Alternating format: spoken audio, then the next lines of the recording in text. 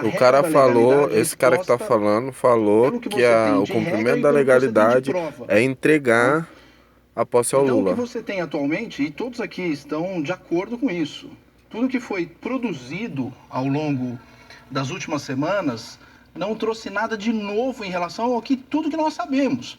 Então, quando os candidatos eles entram numa disputa eleitoral sabendo da regra do jogo e aceitam a regra do jogo está dada. Portanto, as Forças Armadas, elas devem, de certa forma, convir. Ela não vai ser, digamos assim, uma espécie de árbitro ideológico, de árbitro da política. Não é papel das Forças Armadas ser árbitro da política. As Forças Armadas não têm nenhuma função jurídica. As Forças Armadas têm uma função militar. Quando você tem algum problema de ordem de segurança nacional comprovado. Eu Como, não por estou exemplo, vendo interferência isso. estrangeira na eleição do candidato, dos candidatos, não, de todos os líderes do país. Ou Se pelo você menos tiver alguma prova, leve a vulnerabilidade. prova ao judiciário. Contrate um advogado e leve a prova. Aparentemente não foi esse o que o processo levantou. O que o processo levantou foram as vulnerabilidades e cobrou uma investigação. Hipóteses, exatamente o que eu estou falando. Justamente. Hipóteses, probabilidades. Probabilidade não é prova. Mas entenda, doutor, que as probabilidades e as provas sequer puderam ser levantadas, uma vez que os relatórios que foram apresentados foram proibidos de serem discutidos pela sociedade. Foram proibidos de serem discutidos, não há como levantar a prova. Levantar a prova é trabalho das forças policiais. Claro, você pode levantar indício e pedir que as forças policiais levantem a prova. Só que sequer os tribunais toparam discutir o assunto. Ora, o que as Forças Armadas estão pedindo, e o que pedem, e de forma bastante veemente no seu relatório, é justamente que se conduza um processo, não pelo TSE, mas por pessoas notáveis da sociedade, justamente para investigação e produção de prova. Eu não sou advogado, como o doutor bem lembrou, mas eu entendo que a produção de provas e a condução do processo não pode ser feita pelo suspeito. E no caso, o TSE pode ser suspeito, ou com dolo, ou com incompetência, ou com conivência, de permitir que as vulnerabilidades no nosso sistema tenham sido exploradas. Essa é uma, de novo, claro, perfeito, coberto de razão, uma conjectura. Mas, mesmo sem ser advogado, eu sei muito bem que se não houver investigação, não há produção de provas. Fernão quer fazer uma observação, professor? Por favor, Pois Fernão. não, pois não. Eu entendi naquele final da nota dos militares que foi lido aí, que o que eles estão olhando é para frente, né, reafirmando os poderes das instituições que no momento estão suspensos. Então, o que eu enxergo nisso? Que o peso das Forças Armadas talvez venha contribuir para que se instale dentro do governo eleito uma disposição de rever esse processo no sentido de reinstalar os poderes que a Constituição determina, que são os poderes do governo democrático, né? Quais sejam os três poderes: o legislativo, o judiciário, e os dois no momento estão suspensos, né? Estão sob estado de sítio, vamos dizer assim, né? Não colocado pelos militares, mas pelos pretensos ditadores aí do Supremo Tribunal, né? Que violam leis, violam normas constitucionais e punem com silêncio ou até com prisão quem denuncia essas violações. Então, eu entendo que aquela referência ao 142 e a necessidade de que permaneçam vigentes os poderes constitucionais, etc., se refere a isso. E não, até porque o escopo da investigação técnica que foi feita é aquele que foi descrito e repetidamente reforçado em todas as instâncias, quer dizer, constatando a impossibilidade de se provar uma fraude. Então, o que sobra no plano dos acontecimentos concretos, né? as violações todas que tornaram a campanha desigual e desequilibrada pela interferência do Supremo Tribunal, né?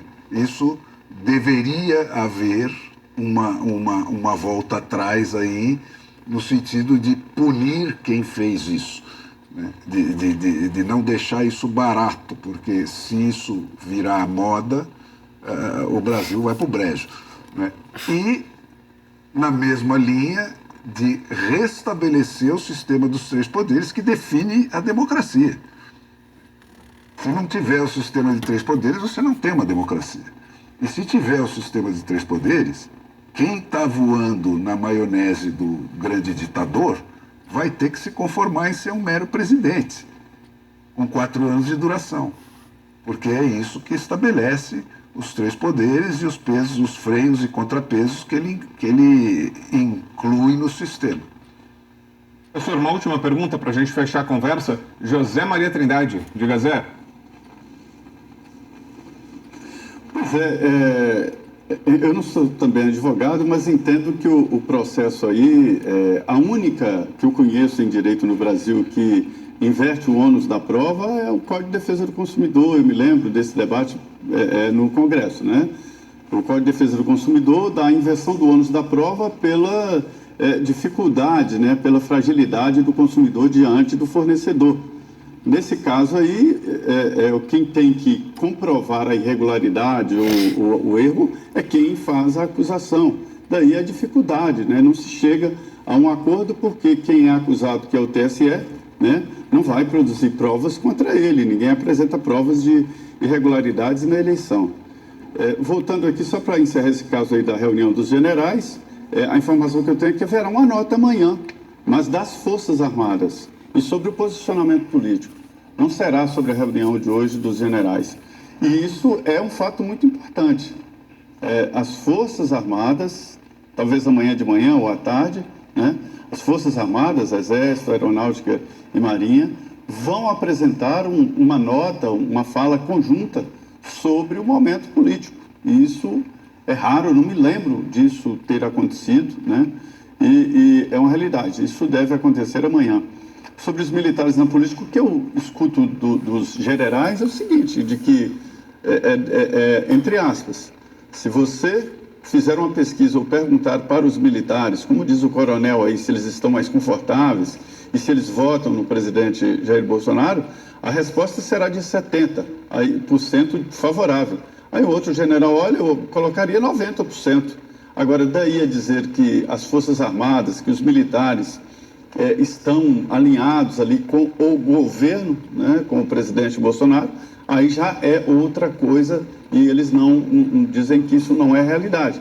Pelo contrário, até tentam distanciar, dizer, olha, as Forças Armadas, uma coisa, o governo, que a gente gosta, que a gente apoia, é outra coisa, mas não há envolvimento. Eu queria que o professor explicasse exatamente sobre essa história aí, porque esse é um caso de tentativa de inversão do ônus da prova sobre irregularidades no processo eleitoral. Nossa. Obrigado pela pergunta, Zé Maria. Vamos lá, tem muito mais, né? A legislação ela é muito mais dotada de circunstâncias em que eu posso fazer a inversão do ônus da prova. Se a gente ficar falando aqui de ônus da prova, eu ficaria a noite inteira aqui só para contar causos e no detalhe a respeito disso. Mas eu acho muito bem observado de vossa parte trazer à tona essa observação pelo seguinte: a gente tem aquele dito popular, né? Cada cachorro que lamba a sua ferida, ou algo do gênero. Então, o que acontece? O que acontece? As Forças Armadas, elas não são advogadas do governo. As Forças Armadas não tem o papel de AGU, não tem o papel de Procuradoria-Geral da República e nem é advogado do partido derrotado. Cabe a quem se sentiu prejudicado levantar as provas necessárias, fazer o que é necessário. Devia ter colocado os fiscais antes, devia ter feito o trabalho que era necessário, ter feito a luta jurídica em torno disso, e cabe, portanto, ao partido ao qual o candidato derrotado está afiliado e ao seu corpo jurídico fazer esse trabalho. As Forças Armadas, o que elas podem fazer é levantar essas hipóteses e, a partir dessas hipóteses, alimentar ou subsidiar todo um trabalho que não cabe às Forças Armadas advogar por um candidato ou por outro. Então, o candidato ele precisa tomar a frente disso e fazer valer aquilo que ele acha que foi um prejuízo para os seus 58 milhões de eleitores, né? Então, cabe a ele ter que tomar essa iniciativa. Ele não pode delegar isso, ele não pode rifar isso para outros órgãos, se colocar atrás e de uma maneira, digamos assim, defensiva. Ele não pode se colocar numa situação defensiva. Então, se nós temos um problema, esse problema precisa ser trazido e discutido. Isso é uma coisa, é a questão jurídica, tá? Dando um passo atrás, a gente tem a questão disfuncional, que é o desequilíbrio entre poderes. Então, se há condições para que essa questão jurídica seja discutida no quadro constitucional prático de hoje, se os poderes eles estão devidamente equilibrados, se há um equilíbrio entre legislativo, judiciário e executivo. Se não há esse equilíbrio, cabe ao chefe de Estado reequilibrar essas forças. Esse, inclusive, foi o motivo de uma entrevista que eu dei para a antiga integrante da bancada, Ana Paula Henkel, já há muito tempo, acho que foi 2018, 2019, não, foi 2019, para um jornal. 3 dias depois ela me ligou, falou, olha, eu vou ter que tirar a entrevista do ar, e ela acabou sendo desligada do jornal. E essa entrevista circula em vários grupos de Zap até hoje com o meu nome, né? Como se eu tivesse dado a entrevista ontem, mas eu dei essa entrevista em 2019, né? Falando sobre essa disfuncionalidade especificamente do Poder Judiciário. E qual foi o momento em que eu identifiquei isso? Foi exatamente quando o inquérito das fake news foi aberto pelo então presidente do STF, pode falar o nome dele? Claro. O ministro Dias Toffoli. Ele abriu o inquérito das fake news, delegou, sem distribuição, ao ministro Alexandre de Moraes a relatoria desse inquérito. O inquérito ficou sob sigilo e o primeiro ato praticado por esse inquérito foi uma censura à então revista, pode falar? Sim. A revista Cruzoé. Foi uma censura à revista Cruzoé, que tinha uma matéria a respeito de fatos ou circunstâncias relacionadas ao próprio presidente do STF. Naquele momento em que foi criada uma figura jurídica do inquérito e do ministro delegado procurador, em que ele fez todo o papel de juiz, delegado, procurador, porque ele trabalha na acusação, ele trabalha na investigação, ele trabalha como titular da investigação criminal. Naquele momento você teve a disfuncionalidade. Em 2019. E continua prevalecendo. E continua prevalecendo. A regra são as chamadas 4 linhas. É nessas 4 linhas que o candidato derrotado escolheu jogar. Ele escolheu jogar nessas 4 linhas. Então ele aceitou aquilo. Ele não tomou as providências que deveria tomar como chefe de Estado para reequilibrar os poderes. Ele tinha que imediatamente tomar uma medida. E, enfim, a técnica utilizada foi sempre de colocar os seus eleitores à frente. Do que eu conheço de liderança, o líder vai à frente dos seus seguidos. Ele nunca coloca os seus seguidos na frente e se escora por trás dele. Então, ao longo do tempo, ele foi jogando as pessoas para a rua com, digamos assim, uma técnica ilusória, e isso fez com que a gente chegasse na situação em que a gente está hoje. Então, esse é o passo atrás, é a disfuncionalidade. Porque o sistema foi alterado em 2019. Agora, como é que corrige isso? Se você... Boa pergunta. Esse papel como é que eu respondo isso sem ser preso? Se esse papel é do chefe do governo, e o chefe do governo está interessado, foda, né, no contrário, como é que fica? O que prevalece? O medo da censura é muito grande. Bem rapidinho a resposta, professor. Nosso tempo está quase esgotado. Por favor. Então, vamos lá. Uma das falácias que foram produzidas de 2019 para cá é que poder judiciário teria se avocado à condição de poder moderador, recuperando uma figura antiga da Constituição de 1824. Se você for ler tecnicamente a Constituição de 1824 e ver o que é o poder moderador, você fala, tecnicamente é impossível ao poder judiciário se tornar moderador do que quer que seja. Ele não pode se tornar moderador, embora ele tenha usurpado algumas funções mesmo de poder moderador. Uma das funções de poder moderador, por exemplo, é o veto a leis. Essa função foi usurpada pelo Supremo Tribunal Federal hoje. Então você tem uma lei que é passada pelo Congresso, ela pode ser até vetada pelo presidente, o veto é derrubado, e se isso não agrada a um ou outro deputado da oposição, ele vai com uma ação direta de inconstitucionalidade e com um voto no Supremo, ele consegue exercer o papel de veto ali. Então, isso é uma disfuncionalidade. Perfeito. É isso, professor? Não, eu teria mais, mas enfim. Nosso tempo está esgotado, infelizmente vou ter que encerrar a entrevista. Professor Evandro Pontes, obrigado mais uma vez, viu, professor, pela presença. Boa noite. Obrigado. Mais uma informação, o presidente do Tribunal Superior Eleitoral, ministro Alexandre de Moraes, pediu ao ex-presidente Luiz Inácio Lula da Silva que apresente um projeto de regulamentação das redes sociais. A iniciativa partiria da sociedade civil, do TSE e do Poder Executivo. Fica o pedido, salientou o magistrado no encontro com o presidente eleito. Moraes relatou as dificuldades que a Corte Eleitoral teria enfrentado durante as eleições deste ano, em virtude daquilo que chamou de ataques ao regime democrático e ao Estado de Direito.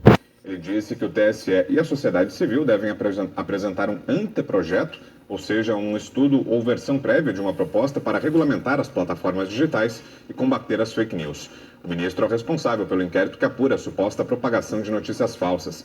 Ele declarou no encontro com Lula que o tribunal fez uma resolução específica de combate à desinformação, o que poderia ajudar na elaboração do futuro projeto. Coronel Gerson Gomes, que acha da ideia, coronel?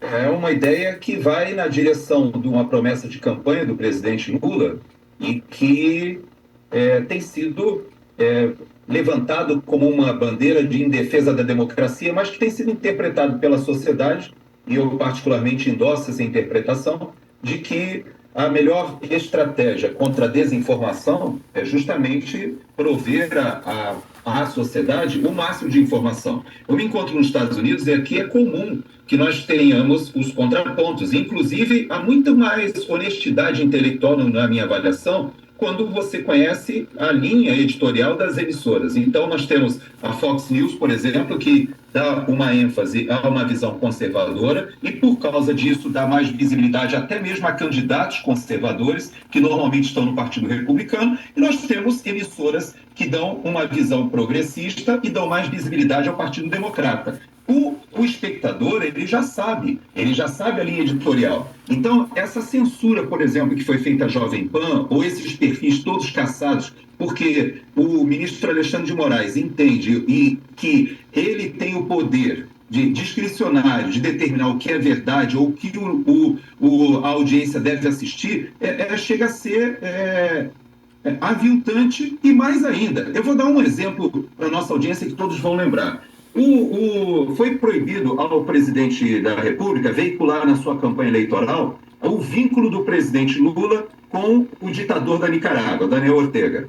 É interessante que essa proibição de fazer essa vinculação que remetia à perseguição que está acontecendo hoje na Nicarágua, ela foi colocada abaixo por um erro, ou talvez por um ato falho, do próprio presidente Lula numa das oportunidades em que ele estava no embate ali, direto com o presidente Bolsonaro, quando o presidente Bolsonaro faz uma pergunta a ele, direta, sobre essa ligação dele com Daniel Ortega. É interessante que eu faço um desafio à nossa bancada aqui. Eu acho muito difícil que alguém saiba, mas pode ser talvez o nosso oráculo lá de Brasília, Zé Maria. Alguém aqui sabe a data de aniversário da Revolução Sandinista? Alguém aqui da bancada sabe a data de aniversário da Revolução Sandinista? Eu não vou me arriscar, não. Quer dar um palpite, Zé? Pois é, mas o presidente Lula sabia.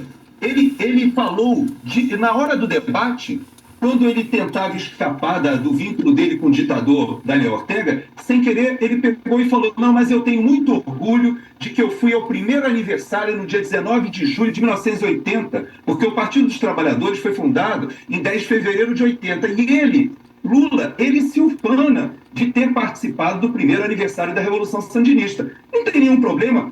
Agora, veja bem, o próprio presidente tem dificuldade de desvincular a sua posição. E este último domingo agora, na Nicarágua, nós tivemos uma eleição muito democrática, mas extremamente democrática. 153 prefeituras tiveram eleição. Sabe quantos prefeitos foram eleitos da Frente Sandinista de Libertação Nacional? 153. Então, é claro, com vários presos políticos, a oposição é completamente perseguida. E lá não se pode nem expressar a opinião contra o sistema eleitoral, muito semelhante àquilo que tenta se implantar. Então, a população, ela observa isso. Não há como esconder a realidade. Por mais que a opção seja de cercear a liberdade de expressão, seja de controlar, seja de avocar a si a capacidade de dizer o que pode ser veiculado ou não, isso é um grande tiro no pé. Porque, na realidade, com as mídias sociais hoje, do jeito que elas estão, não há possibilidade, porque há sempre uma alternativa. E hoje o brasileiro é obrigado a agir como se estivesse nas ditaduras e nos regimes mais autoritários. Porque para conseguir debater, por exemplo, o processo eleitoral, ele tem que ir para a Argentina, ele tem que usar VPN, ele tem que se utilizar de servidores no exterior, porque simplesmente nós vivemos num estado de exceção no Brasil e ninguém tem a coragem moral de falar isso publicamente. Você, Paulo Figueiredo, que achou desse pedido? Paulo, daqui a pouquinho te passo, Fernão. O que você achou, Paulo, dessa iniciativa, desse pedido aí do ministro Alexandre de Moraes a Lula? Eu acho que a gente vive o fim do mundo no Brasil. Acho que a gente vive uma situação de completa loucura, onde um membro do judiciário, que deveria se ater a julgar processos de acordo com a lei criada pelo Executivo e pelo Parlamento, eles agora acham que ele tem o direito de sugerir leis ao presidente. De onde é que vem isso? A que ponto nós chegamos? Não há mais limite. Não satisfeito em legislar nas suas sentenças, em suspender artigos da Constituição, agora o ministro Alexandre de Moraes, líder mor do Xandaquistão, sugere ao presidente Bolsonaro, ao presidente Lula, presidente eleito Lula, uma legislação. Acho que agora nós precisamos dessa legislação. O papel dele está se aproximando do Vladimir Putin, que quando era primeiro-ministro dizia para o presidente o que ele precisava fazer, quando era presidente dizia para o primeiro-ministro o que precisa fazer.